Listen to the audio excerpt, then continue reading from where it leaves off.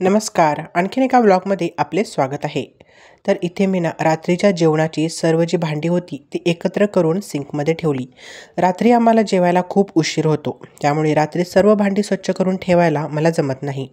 त्यानंतर किचन ओटा पुसून घेतला आणि माझ्यासाठी मस्त असा चहा बनवून घेतला. आता विनूला सुट्टी असल्यामुळे मी थोडीशी उशिरा उठते. ते इडली बनवण्यासाठी पीठ ठेवलं होतं रात्री, ते छान फुललेलं आहे.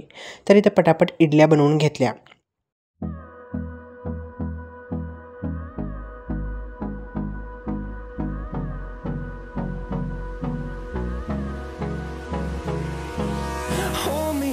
Till I get up, time is barely on our side. I don't wanna waste what's left.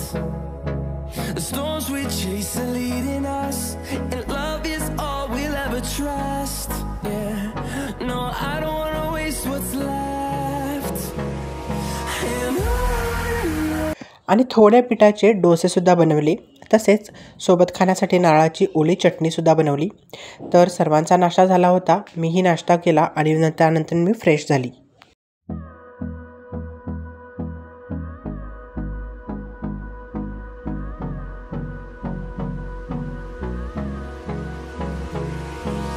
Hold me close till I get up. Time is barely on our side. I don't wanna waste what's left. आता चपाती वगैरे काही बनवायची नव्हती मला, त्यामुळे भात ठेवला एका बाजूला आणि त्याच्यानंतर दुसऱ्या बाजूला आमटी करण्यासाठी मी घेतली. तर ही आहे चणा डाळ. तर काही ठिकाणी याला हरभरा डाळसुद्धा म्हणतात. तर हरभरा डाळ आपण जास्तीत जास्त करून पोळ्या करण्यासाठी वापरतो आणि पोळीची आमटीसुद्धा यापासून केली जाते. पण आज मी या डाळीची सिंपल अशी आमटी बनवणार आहे. तर थोडी डाळ घेतली, त्याच्यानंतर ती स्वच्छ धुवून घेतली.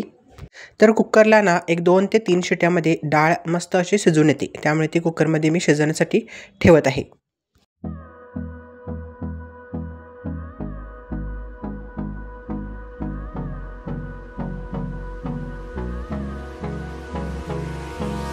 Hold me close till I get up. Time is barely on our side.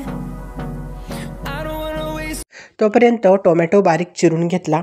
बांधकामासाठी गोंडी आणि सेंटरिंगवाले सुद्धा आलेले होते, तर त्यांच्यासाठी इथं मी कोकमचा सरबत बनवला.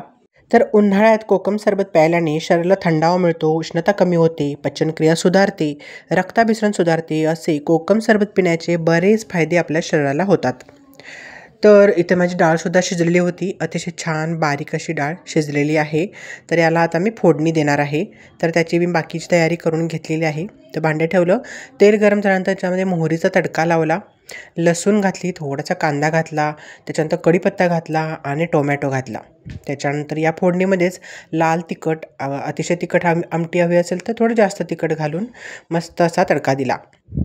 यामध्ये थोडेसे तुम्ही चिंच घालू शकता आणि थोडासा गूळ घालू शकता. याच्यामुळे बॅलन्स होती चव आणि आमटी खूप छान लागते चवीला. तर अशा प्रकारे माझी आमटीसुद्धा इथं तयार झालेली आहे.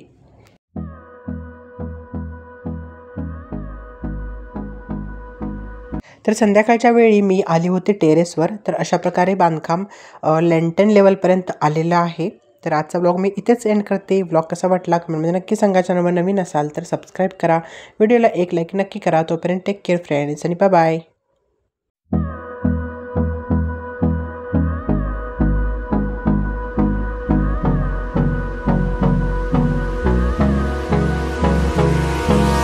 Hold me close till I get up. Time is barely on our side. I don't wanna waste what's left. The storms we chase are leading